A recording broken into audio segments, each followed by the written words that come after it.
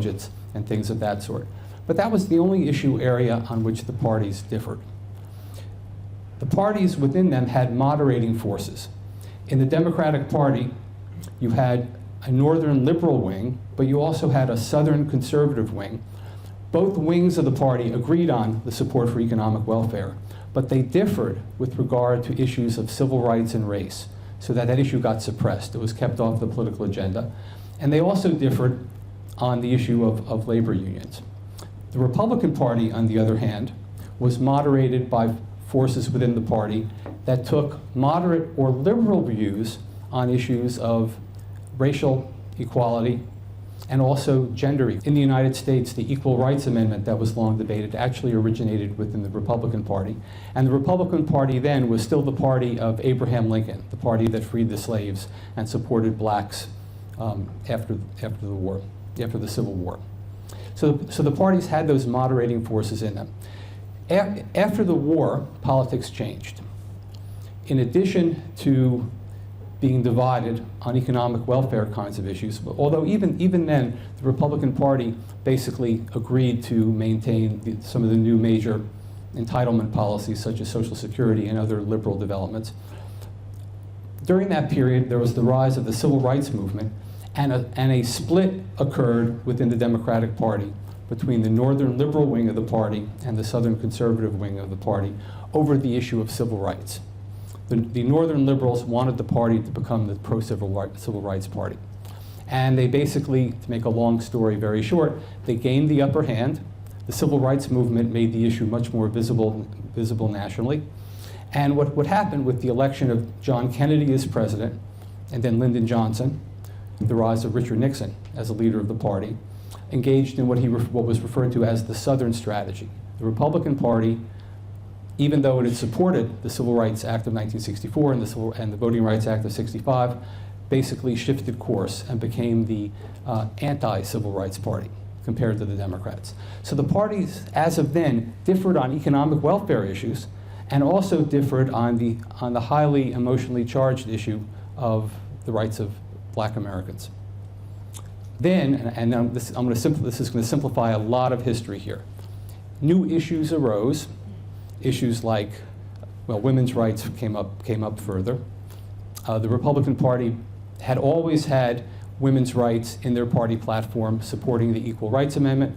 With the election of Ronald Reagan in 1980, it disappeared from the party platform. So the Democratic Party really became the party of racial justice, women's rights, and rights and liberties on all fronts. Free speech, freedom of religion, and so forth. As new issues arose, and we can list the issues that arose at different points in time: environmental protection, gay rights, gun control, capital punishment. The parties basically divided themselves in ways in which the Republican Party could be called the conservative party on everything, and including, there's one peculiar issue area with regard to national security and defense spending. The conservative position became more supportive of national defense, military superiority, spending more on defense, and the liberal position was spending less on that and more on to deal with social problems. So as those issues arose, the parties became consistently different on that wide range of issues, such that, fast forward to the present, we're on just a great many things. Now what I want to do is, I've got some slides here, summarize of how the parties changed on a wide range of issues. Now the key thing here, and this is where political science researchers and theorists have come into the picture, in explaining how these changes occurred. The initial focus was on the role of political leaders who made the decision. Only on these things, that they have prevented political leaders from having an influence. Academic journals or books are with high scores, meaning conservative. These are mostly on economic welfare and big government kinds of issues, but if you add in other issues as well, you find the same kind of thing. Basically, the parties at the level of political leaders began to shift. This is in the House of Representatives. And then these are graphs of the same thing for the Senate. So that's a summary and a snapshot of the change in behavior of political leaders. What's happened at the level of public opinion? Well, I want to digress just briefly for a second before talking about parties' differences, which I'll talk about direction, and its relationship. James Stimson. This is James Stimson's liberal conservative public mood measure. This is a measure put together from trends in public opinion data on a lot of issues, some of which I'll be talking about later on. But what this shows, and I'll kind of point at some of the ups and downs in a second, it basically shows that when public opinion moves in a liberal direction, that usually is followed by the election of a democratic government. The democratic government gets elected, and for some reason the public thinks leads to the election of a conservative president. The conservative president gets elected, far to the right, the Lyndon Johnson. A conservative shift leading to the election of Richard Nixon. A liberal shift leading to the election of Jimmy Carter. A conservative shift leading to the election of Ronald Reagan. Ronald Reagan shift, suggesting what should come next is the election of a Republican president.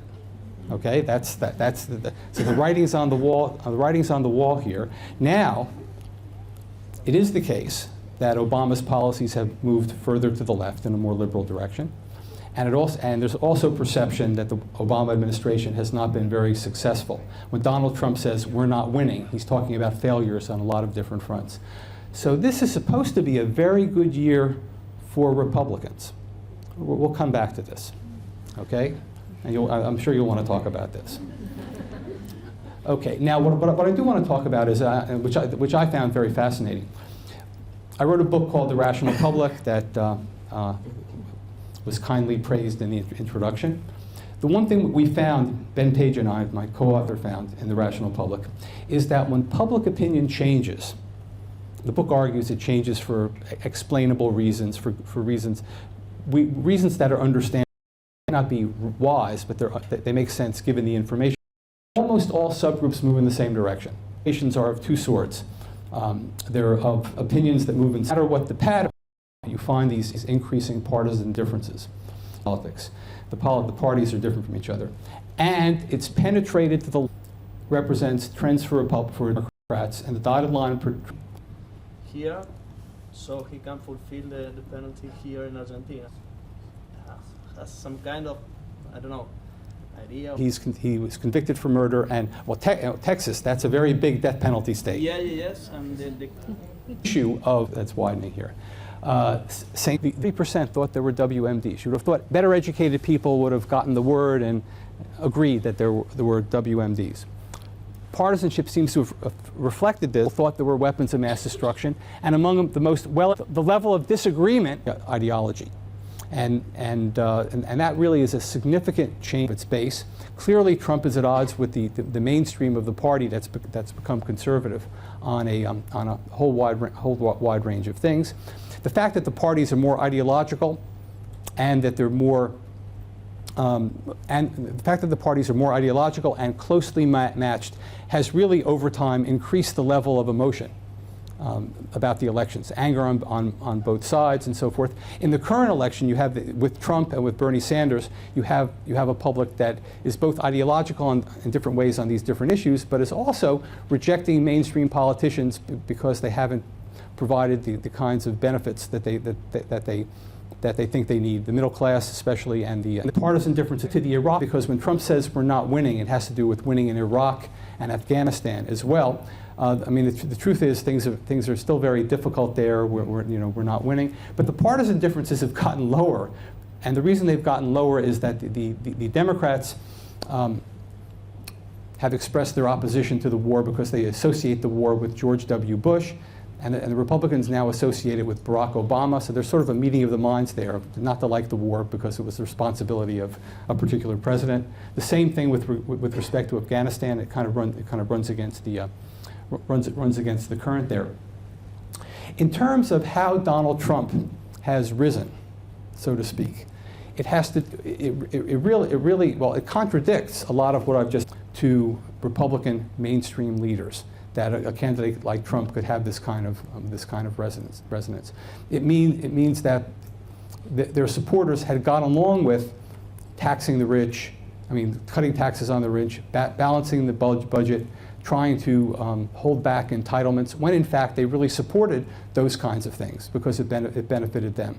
And so the Republicans were mainstream about how Trump was able to rise here.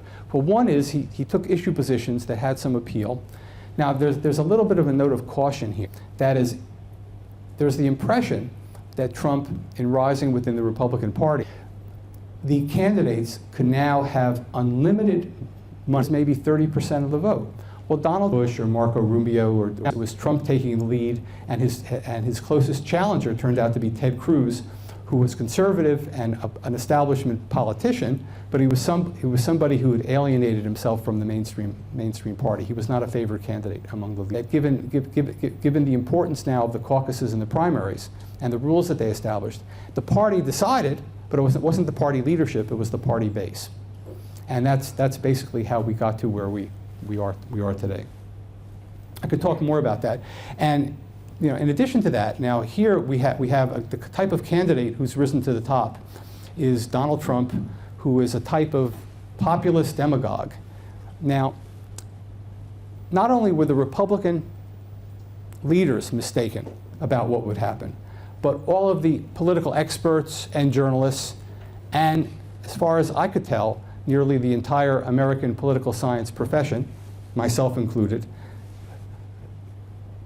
did not predict Donald Trump would get to where he was. The only political thinkers who would have gotten this right were political thinkers like Alexander Hamilton, John Jay, and James Madison, who founded the American Constitution, who put together a constitution that was designed to prevent someone like Donald Trump from getting elected, and if he got elected, to be able to constrain him as president.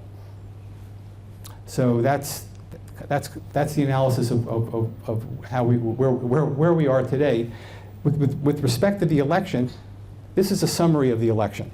Now, as you may know, the President of the United States is not elected directly by the people. The voters vote in individual states. If a candidate wins a state, he or she gets all of what are called the electoral votes in the state.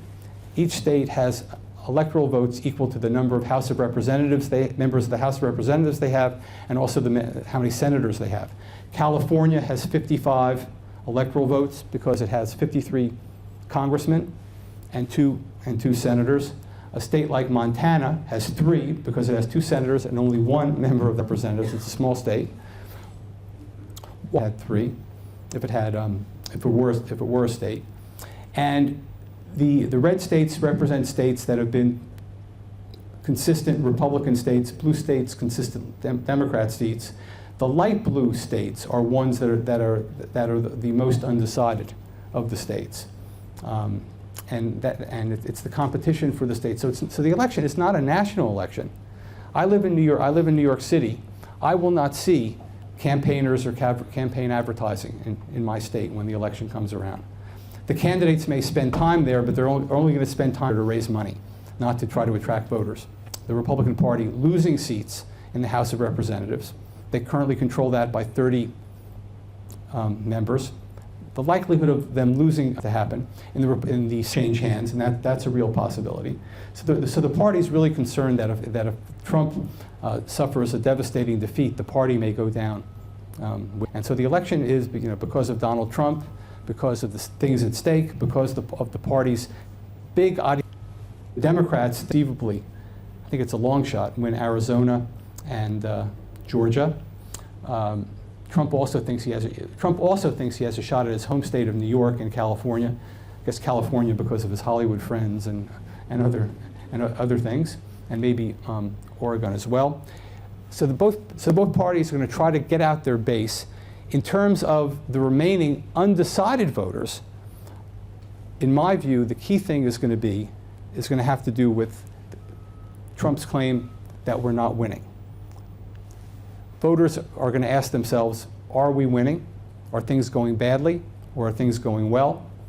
There are theories that suggest that this would be decisive for voters who are undecided, and under the logic that if they're undecided, they would think, if things are going badly, let's vote for a change and take a chance on a change to improve things. If things are going well, stick with the incumbent party, stick with the Democrats, which means the thing to watch, and these are the things I watch.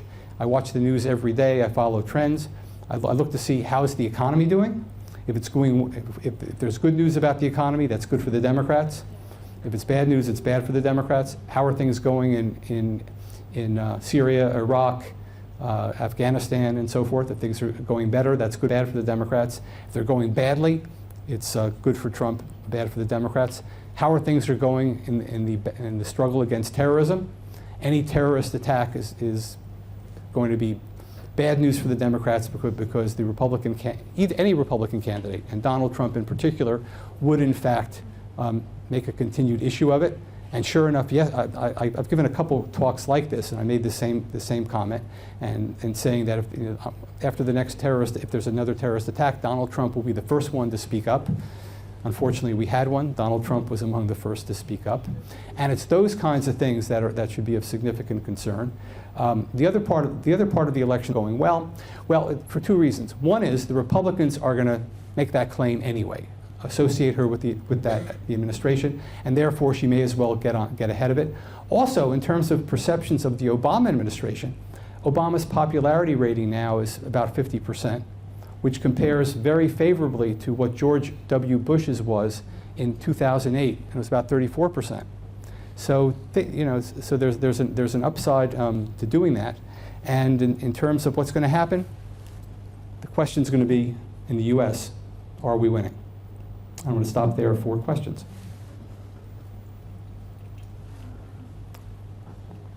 Don't get presidency because he's such a difficult. Don't you think, or the question would be, is there a different perception in those going to Congress? Could there be a Democrat president and a Republican Congress? Very possible, very possible. And in fact, that's one of the strategies of the Republican Party currently. What Paul Ryan is doing, who's the Speaker of the House of Representatives and will be the leader of the party at the will preside at the convention. Their strategy is to support Trump, whether it's strongly or lukewarmly, but at the same time work hard to elect Republicans to Congress and to the Senate. It's not uncommon to have one party in control of the presidency and another party in control of the House and the Senate. In fact, that's typically been the case when there's been a Republican president in recent years. But the reason the politics now is so heated is because it's possible for either party now to have control of both. And if either of the parties can control the presidency and the House and the Senate, they can do a lot of things, or they can undo a lot of things. And the Republicans want to undo things that the Obama administration has done, including the Affordable Care Act, health care reform.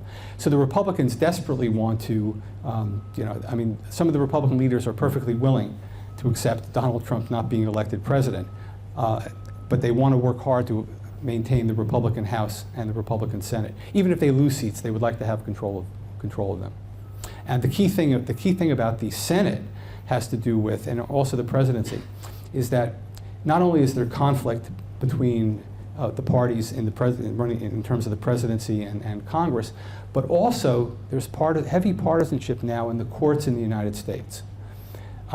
We talk now about liberal and conservative Supreme Court justices, and usually the justices are defined as liberal or conservative depending on their past record, but also it's been the case, especially in recent years, that Republicans would nominate conservative justices to the Supreme Court and to the other federal courts, and Democrats would nominate liberals to the Supreme Court and other courts. And those judges would continue to behave conservatively and liberally.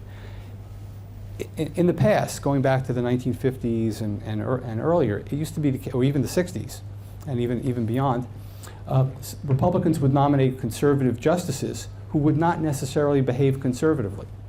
So that there wasn't any guarantee that the party nominating the party of the president nominating the justice could assure that the judge would continue, would be as conservative or liberal as expected. That's completely changed. The justices that are chosen now are reliable conservatives and liberals for the most part. And it's become most clear in a lot of recent cases where the court was divided. It was also clear in one of the most important cases of all, was in the 2000, because of the deadlock in the 2000 election and the debate about counting the vote in Florida. It was ultimately decided by the Supreme Court in the case Bush versus Gore, which went in Bush's favor because the 5 justices nominated by Republican presidents voted basically in favor of Gore's position that the vote should stand and there shouldn't be as wide a recount as the Democrats wanted. So the courts have been as partisan and ideological as the rest of the political leadership and the public. Yes? Could you go deeper on how will this unfortunate event that happened in Orlando will affect the elections? The question was, say a little more about how the events in Orlando will affect the election. Well, it's hard to tell what the long-term effect would be. I mean, the short term, once again, in terms of are we winning? This is a case where Trump demonstrates. It will state that the policies of the Obama administration with regard to terrorism and so forth have been horrible. We're clearly losing on that front of the Obama administration, and Hillary's connected herself to that. And she was also Secretary of State and tied to his foreign policies as well. So in the short term, there's in terms of good versus bad news, it's got to be bad news for the Democrats, because it'll get the attention. It will mobilize Trump's white base of support. It will get support from other Republican voters who might not have decided yet. But what about the gun? Yeah, that's the other side of it. When the events occurred, Trump quickly came out to make the point that this was, it reflected the horrible policies of the Obama administration. There were other aspects of the event that made things a little bit more complicated. At first, it wasn't necessarily, given that it was an attack on a gay club attended by Latinos. People had there was some wonder whether this was this a Muslim terrorist, or was this a other kind of right-wing domestic terrorist. It came out that it obviously wasn't the case, but it was also the case again that the one key aspect of it, this was somebody with an assault rifle who had been able to easily get the assault rifle, and even though the added complication was he got up and he was under suspicion by the FBI, and there was no way the FBI could basically put his name on a list to tell gun dealers they shouldn't sell guns to him because he's on this list, because that would be illegal. And so the Democrats will definitely raise that as an issue. And of course, Trump's comeback would, his instinctive comeback would have been, well, if there was somebody at the club who was carrying a gun, they could have stopped it. I mean, so the gun issue is going to be raised pretty heavily. I'd say there's some possibilities that there'll be some persuasive effect with regard to potential gun regulation on that. But in terms of how it affects the election, it's not clear. Also, it's too far from the election. But the big question is, okay, that's happened. If there are more incidents like that, that's the thing to be concerned about, especially if they're close to the election. This will become more of a distant memory after a while, as long as nothing else happens. Yes. What's your personal opinion on Hillary Clinton? Mostly because now that Obama endorsed her, you can watch the 2008 campaign between them both, and you can see a lot of differences between their opinions. And now she wants to clearly identify with that, though she was against most of those. Yeah, well, she's a very practical, the Clintons, okay? maybe Chelsea too. You could watch her. Are very practical, pragmatic politicians, and they're also, they have a lot of endurance, and they can survive. They've survived a lot of criticism. There's the cover of the New Yorker magazine. I don't know if you've seen it online. It has a picture of Hillary Clinton looking like a boxer, related to, it's the Muhammad Ali connection. She's all battered and has scars and Band-Aids, and she's ready to fight. So these are very resilient people that we're talking about. In terms of what's happened since, well, the history is interesting and important here. The first thing that's interesting is that Hillary has a very high unfavorability rating. Trump does too, but we can understand the Trump. The Hillary part is complicated. Some of that goes back to the history of the Clintons and their reputation, and people old enough to remember some of the bad things associated with the Clintons dislike them for that. The new generation that's up has no sense of the positive things that were associated with the Clintons in terms of are we winning? When Clinton was president, we were winning. The U.S. was winning. The unemployment rate in the United States was 3.8%. The economy there was economic growth. The rise in inequality was subsiding. On foreign affairs, we were the dominant superpower. Clinton was expected to be Clinton was thought to be inexperienced in foreign policy. He was able to get through the crises in the Balkans and so forth, and to maintain U.S. superiority in the Cold War. I mean, we were winning then. When Trump reflects on when we were winning, you can go back to that. But the new generation has no memory of that. And also, they've been, what's had a lot of effect on, what's had a persuasive effect, the Clintons' connections to Wall Street, money in politics. I mean, they're unquestionably vulnerable about that. The email potential indictment, and people dislike those things, those specific things. But it also seems to reflect their view of the Clintons as having a certain kind of arrogance. They can get away with things that other people can't get away with, and it goes back to Clinton and his Monica Lewinsky. I mean, he was impeached. Bill Clinton was impeached. This is non-trivial. He wasn't convicted, but he was impeached. The U.S. didn't get a chance to impeach Richard Nixon. He resigned first.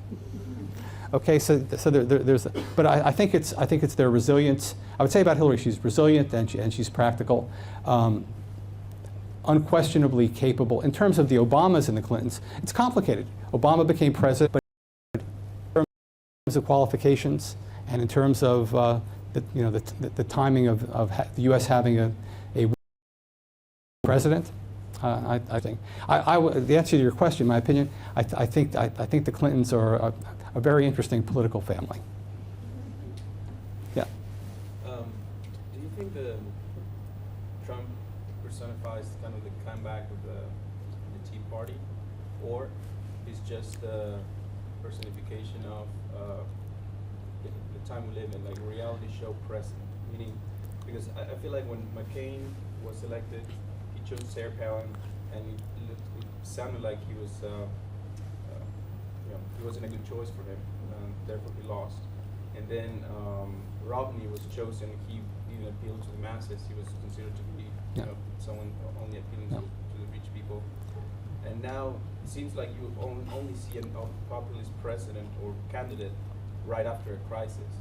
So now there's no more crisis. The economic growth is at 3.5%. Why do we have Trump now? Okay.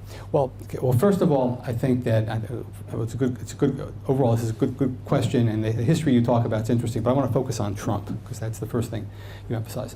I think with regard to Trump's celebrity status and so forth, well, that gave him a certain degree of visibility and recognition, which was helpful. People knew who he was, and so forth, and it tended to be more positive than negative, especially among certain segments, even young voters who would watch, who weren't liberals but who had watched his show and read his books and so forth. Also, the fact that he was a celebrity, he knew how to use the media. Okay, so and that was reflected in all this. That is a lot of his outrageous behavior may have been a tactic he used, basically to have all the attention focused on him and not on the positive aspects of the other candidates. So it represented his visibility and a lot about his media savvy. But in terms of the time being ripe for him, I think the Tea Party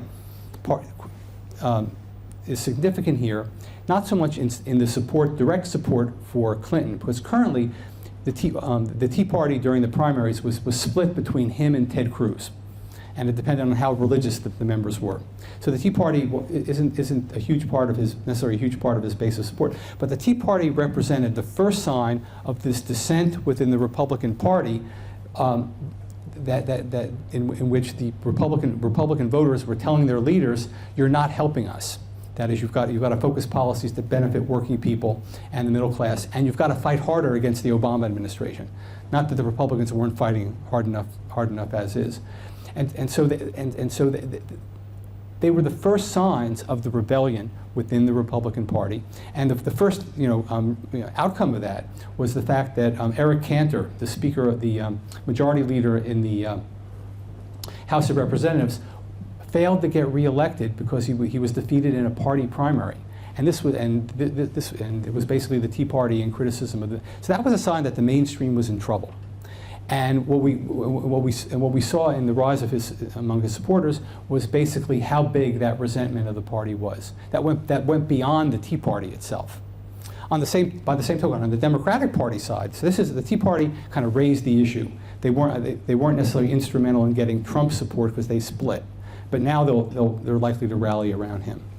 On the Democratic Party side, Bernie Sanders, the origins of Bernie Sanders, I think, have to go back to Occupy Wall Street, raising the issue of inequality and so forth. And Sanders has pushed that, even though Occupy Wall Street has disappeared, whereas the Tea Party is still around in some form in the states. So it was a leading indicator of trouble ahead for the Republicans that they were evidently clueless of, especially in the context of the fact that a candidate could rise to the top with relatively little overall support within the party. Yes? Considering that the U.S. society is going through major social change, when soon is going to be a country of minority, how do you think that social change is going to have some effect on this public opinion and party polarization? I'm asking especially because that debate about we are winning or not, for me, has to do with defining who is we. That's a very subtle point. That's very good. The we, first of all, well, the we for everybody may refer to different things depending on what people are thinking of, but the we for Donald Trump and his base of support is basically white voters in the United States. That's the we he's talking about. And they want to go back to a time when the country was whiter and benefited them in ways that, well, more so than other groups. There's a whole history of how whites benefited more from social policies, and even things like the GI Bill after World War II than minority populations. That's a separate conversation here. In terms of these demographic changes, the Republican experts and pundits and pollsters desperately advised the Republican Party after 2008 and especially 2012 that they should do something to increase their support among minorities and young voters and so forth. The demography was moving in a direction against them. Not that they would ever, not that they could be expected to get full support from blacks and Latinos and so forth, but they needed to get more support so that support plus the white support they would get would enable them to win these elections, both the presidency and then the House and the Senate. But the presidency was more key here. Things are moving in that direction, but the question is how quickly. And the Republicans obviously made a decision that they were not going to try to expand their base to those groups and would rely on mobilizing their white mainstream base for two reasons. One is that the base is still very large, it's more likely to vote, and there was still room for them to increase their level of support among whites. There was some recent analysis done in the New York Times by Nate Cohen, C-O-H-N. You can read it online, and it talks about just the estimates of what proportion of the electorate is white. And it was thought it was getting below 70%, but some reanalysis of the data suggested it was much higher, 73, 74, and larger in particular states. So that the demographic change that it's occurring, the one that would demolish the Republican Party, isn't here yet and will take a while to occur. and they're playing short-term politics, not long-term. But if they lose this election, well, if they lose this election, I guess they could blame it on Donald Trump.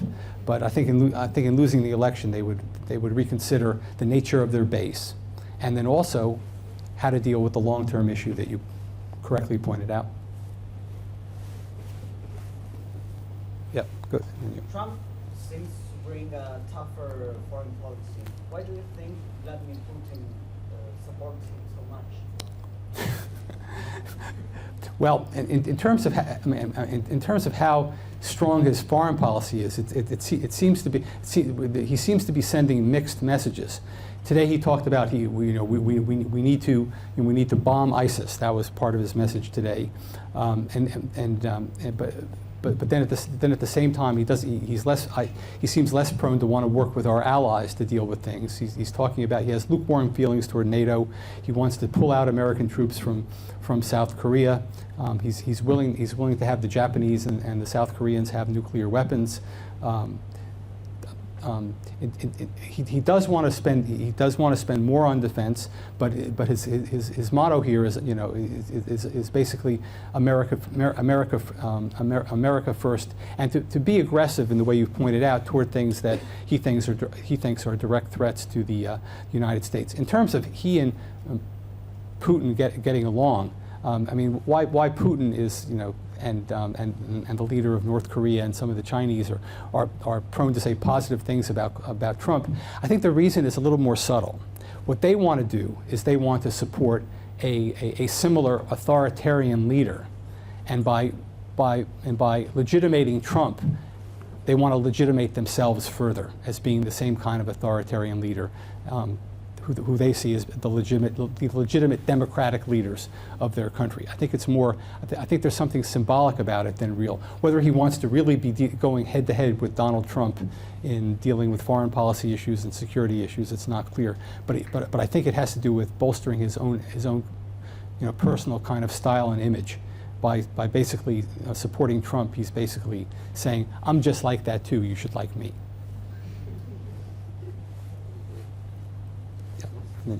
You first. I want to know how real are the possibilities of Trump getting elected, and in that case, what do you think will happen with the economy, and more specific, like foreign relations with powerful countries, how they will react? That's a good question. Prospects for Trump, I think the chances of, I think at this point, based on the demographic changes and the latest polls, a lot of the acknowledgement that Trump is sort of a populist demagogue, bully, etc. I think his chances of getting elected are not very great. He could get elected. He could get elected if Bernie Sanders and his supporters don't rally strongly around Hillary Clinton, particularly in the key states. So what happens at the Democratic National Convention is very important. If the economy takes a downturn, or if there's more bad news on security issues in Iraq, Syria, the war against terrorism, if things go badly there, people may vote for a change. I think there's a chance. In terms of the prospects for the economy, it's very difficult to say. A lot of what's happening in the economy may just happen on its own, and may in the short term be unaffected. In terms of dealing with foreign policy, foreign leaders, people have been asking me about relations with Latin America. I say, given his attitudes toward Mexicans and immigration and being opposed to foreign aid and free trade, that would not seem to bode very well. Whereas the Democrats are for diplomacy, and things are would be looking much better. I think it's rocky, because I think the free trade issue is a significant one. The dealing with immigrants and refugees is significant for the U.S. not to participate in taking refugees in the face of countries like Argentina being willing to take refugees. I think is going to be a real problem for the European community to deal with. It's a wild card, and Trump seems to think that the fact that he's going to make people uncertain and unpredictable is a good thing. I think it's probably going to be not such a good thing as perceived by the allies. You had a question.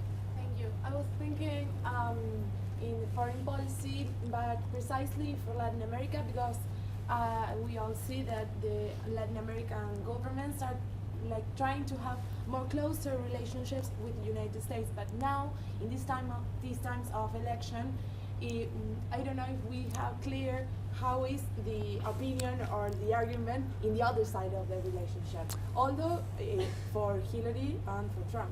Well, the question is, the uncertainty of things for Latin America here.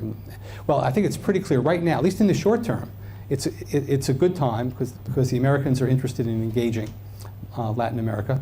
I mean, what's not fully appreciated yet in the United States is that the decision to engage with Cuba again is huge, because that had been a sore point of debate between Latin American countries and the United States.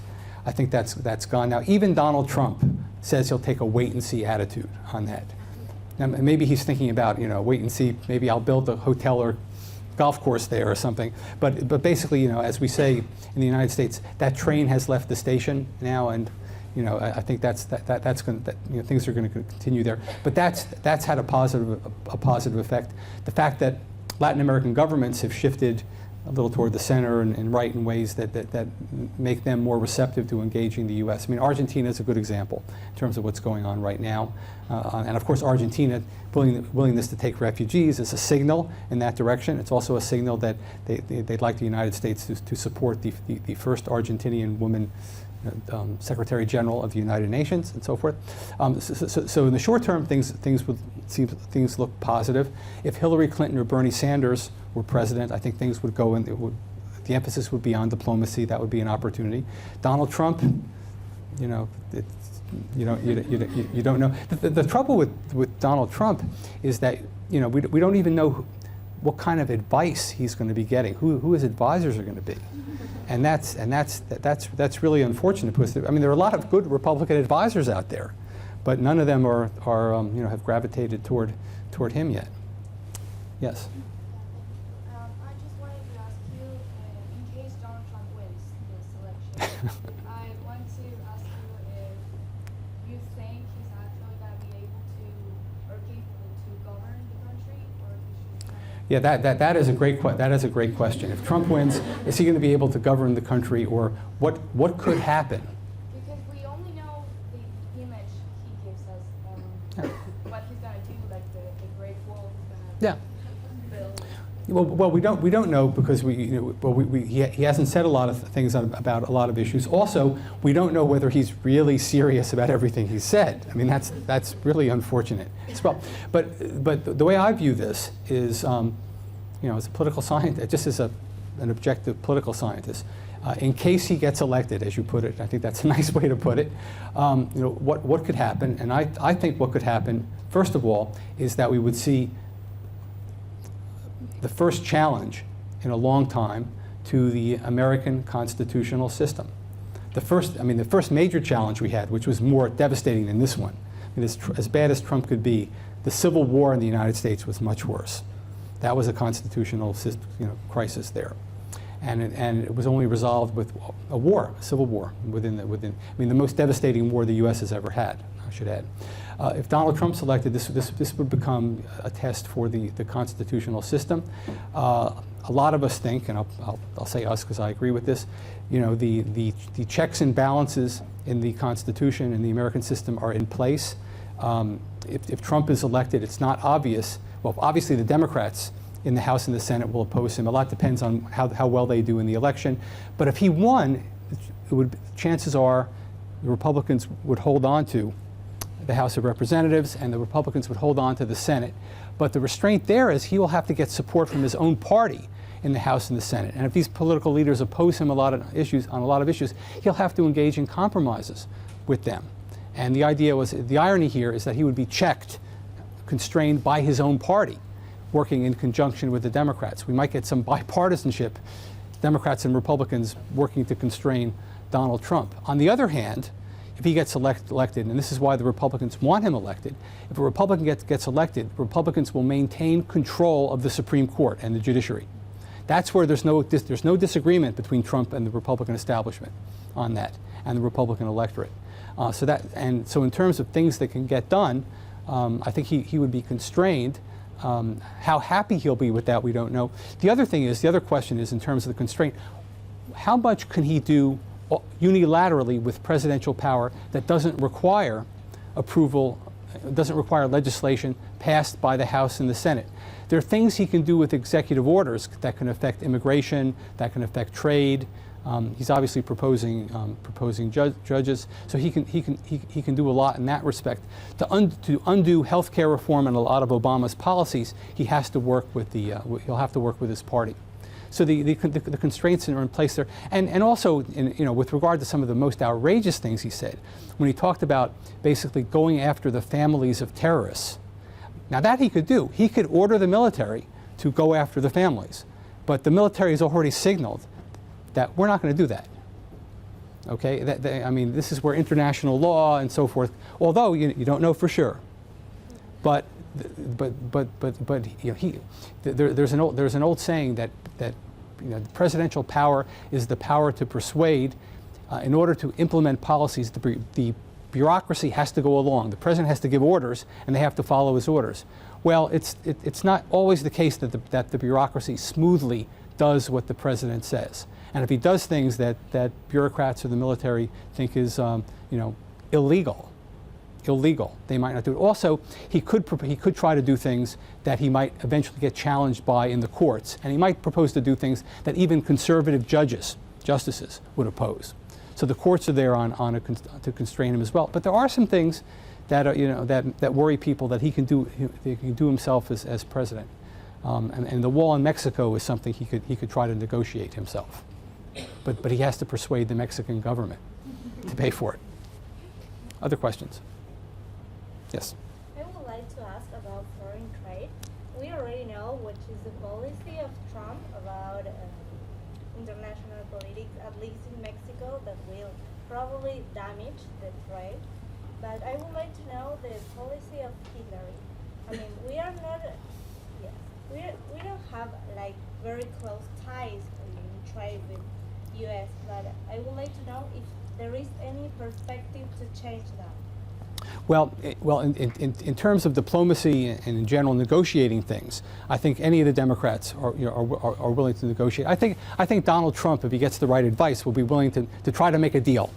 Okay, I mean he's critical, but he says he can make a better deal, and making a better deal means negotiating to get the other side to agree, as well. So there's some prospects there.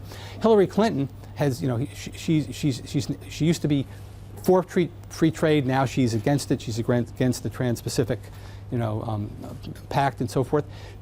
She may, if she's elected, she may reconsider not supporting it, but we're willing to engage in discussions to revise these treaties, these agreements in ways that are agreeable to everybody. For example, the one objection to free trade is that it's hurt certain sectors of the American manufacturing sector. People have lost jobs there. Now, those people who lost jobs haven't necessarily remained unemployed. They've gotten new jobs, but the jobs aren't as good. They've lost wages, they've lost benefits. So there are proposals for things like wage insurance, meaning that if you've lost your job because of a trade agreement, you're eligible to be compensated for the difference in your salary and benefits that you've gotten. So there are ways of renegotiating things rather than doing away with things. And even Trump talks about making a better deal. So, but again, I think there's more uncertainty with Trump than with Hillary on that kind of thing. Thank you. Other questions?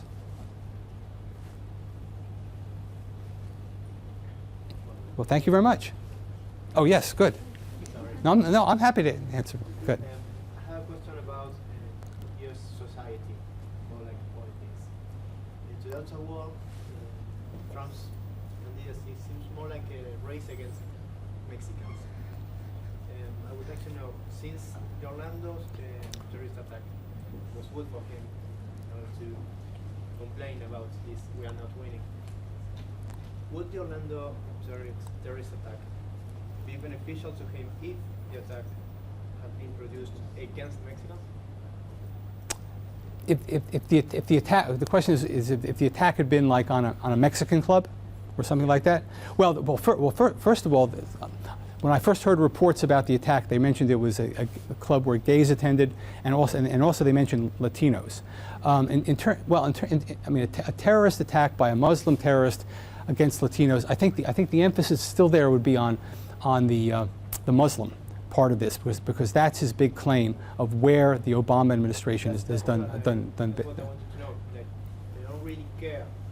No, I think that, first of all, the threat to the United States there isn't the threat of terrorists attacking Latinos. It's terrorism attacking anyone. When I heard it was Latinos and gays, my first thought was, could this person be a domestic right-wing terrorist? Because it's that kind of target that they would be more likely to go after. But in this case, this is a case where you had a Muslim terrorist engaging in an attack as a terrorist attack in general, but against a group that Muslims dislike, gays, and this person in particular was very homophobic, apparently. Yeah. I want to know why didn't Obama say anything about the offer of the shooting online? Does it have anything to do with the upcoming election? Well, he talked about how it was a horrible attack and so forth, and he indirectly said, you know, this should not be something used to basically persecute Muslims in the United States and to blame that group. That was the bigger implication of the thing. In terms of that particular person, I mean, it's been implicitly acknowledged that this was an attack by a Muslim with the usual, you know, ramifications in terms of affecting the Muslim community. Professor, yeah. Just the last question. Well, I've got one more here that I'd like to take, and then another one. Yes. Yes. In case Donald Trump wins the elections, how do you think the relationship with Cuba will continue? Donald Trump says he's taking a wait-and-see attitude with Cuba. Unlike some of the other Republicans who were running, who basically said it was a bad agreement and they were opposed to it and so forth. I think there he's probably open. I think there's also recognition that there's increasing support for engaging in better relations with Cuba. Cuba poses no threat. We dislike the government. There's dislike for the government there. On the other hand, the public opinion data show that there's majority support for the agreement. Even among Republicans, support is more than 40%. New generations of Americans, young adults, you know, they have no memory of the Cold War, all of that. They have no memory of communism in Cuba and all of that. The trends are all moving in the direction of establishing better relations. People in the United States like the idea of being able to go to Cuba. There are now going to be direct flights there. There are cruise ships stopping there. I think the bigger issue is that things are going too slowly and not quickly enough. That is, they want to be able to use their credit cards there. They want to go there. American businesses want to invest there. That's clear. Donald Trump himself, as a businessman, had Cuba been open, he would be probably one of the first in line trying to do something there. So I think, and also compared to the other issues, it's just a lower priority than the bigger issues pertaining to the economy and international conflict and terrorism. So I think Obama has done. I mean, that will be one of the legacies, the positive legacies of the Obama administration.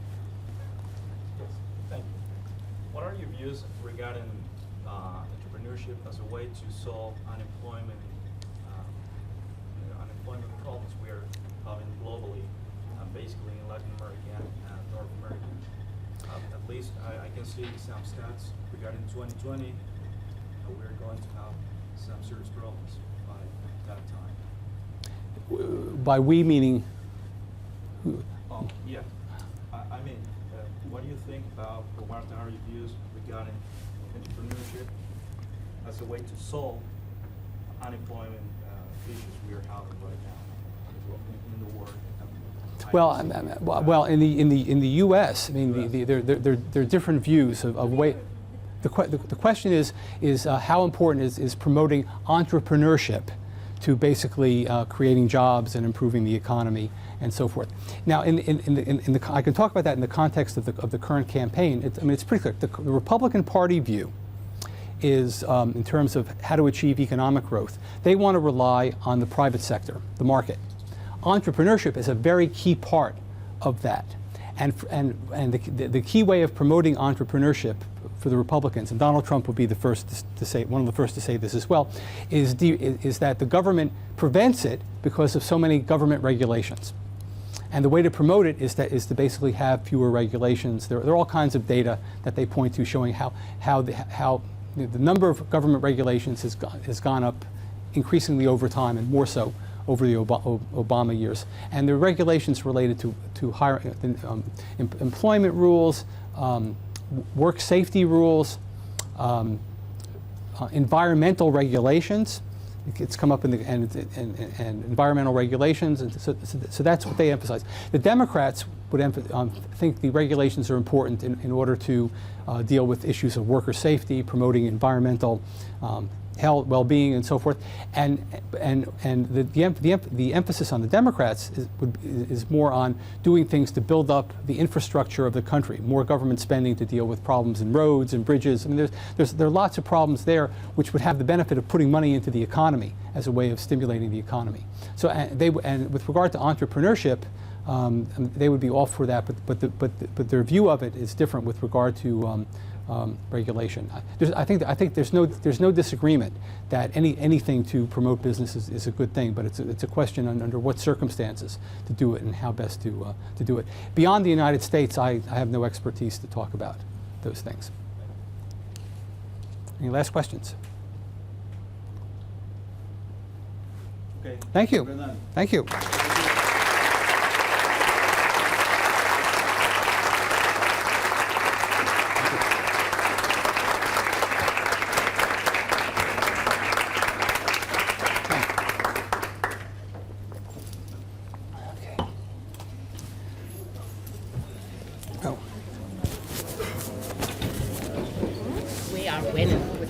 You're winning. Good. I'm glad you're winning.